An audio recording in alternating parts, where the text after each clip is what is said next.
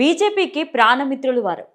ఈ మాట ఎందుకు అనాల్సి వస్తోందంటే, కేంద్రంలో ముచ్చటగా మూడోసారి ఎన్డీఏ ప్రభుత్వం అధికారంలోకి వచ్చిందంటే, ఏపీ నుంచి టీడీపీ అధినేత చంద్రబాబు, బీహార్ నుంచి జేడీయూ అధినేత నితీష్ కుమార్ అతి ముఖ్య కారణాలు. వారి ఎంపీల మద్దతే ఎన్డీఏకు ప్రాణవాయువుగా నిలుస్తోంది.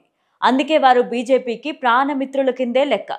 అయితే ఈ ఇద్దరు ప్రాణమిత్రుల విషయంలో బీజేపీ ఆలోచనలు ఎలా ఉన్నాయనేదే చర్చగా ఉంది. ప్రస్తుతం ఖాళీ అయిన ఉపరాష్ట్రపతి పదవికి బీహార్ సీఎం నితీష్ కుమార్కి ఇవ్వాలని కాషాయం పార్టీ ఆలోచన చేస్తోందని ప్రచారం సాగుతోంది.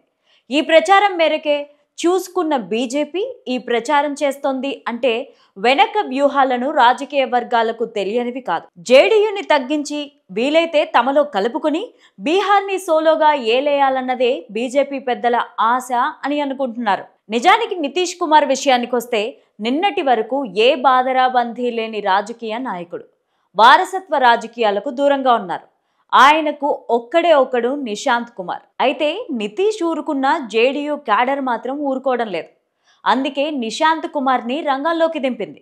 ఆయనను నితీష్ కుమార్ తరువాత నాయకత్వ బాధ్యతలు తీసుకునేలా పావులు కదుపుతోంది. అంటే జేడీయూ నితీష్ కుమార్తో ఆగిపోవడం లేదు. సరిగ్గా ఇక్కడే బీజేపీ ఇబ్బంది పడుతోంది. అందుకే నితీష్ని ఉపరాష్ట్రపతిగా చేసి తాము బీహార్ పీఠం మీదే కూర్చోవాలని చూస్తోంది. కానీ జేడీయూ నుంచి అంతగా సానుకూలత వ్యక్తం కావడం లేదు అని అంటున్నారు.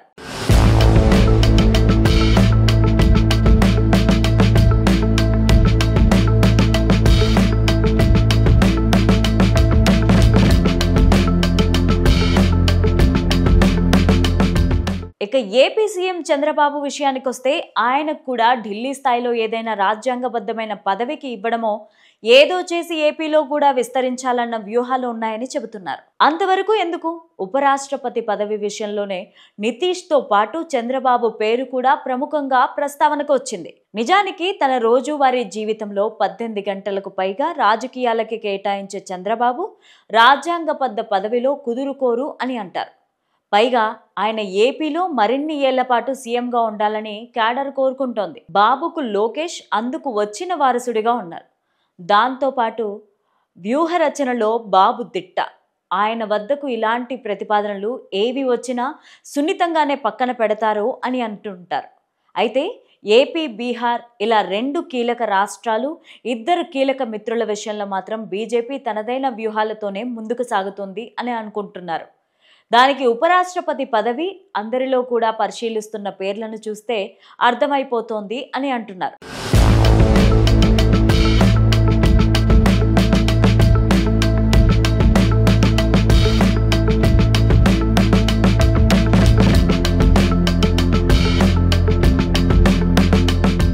బాబు వయసు 7.5 పదులు.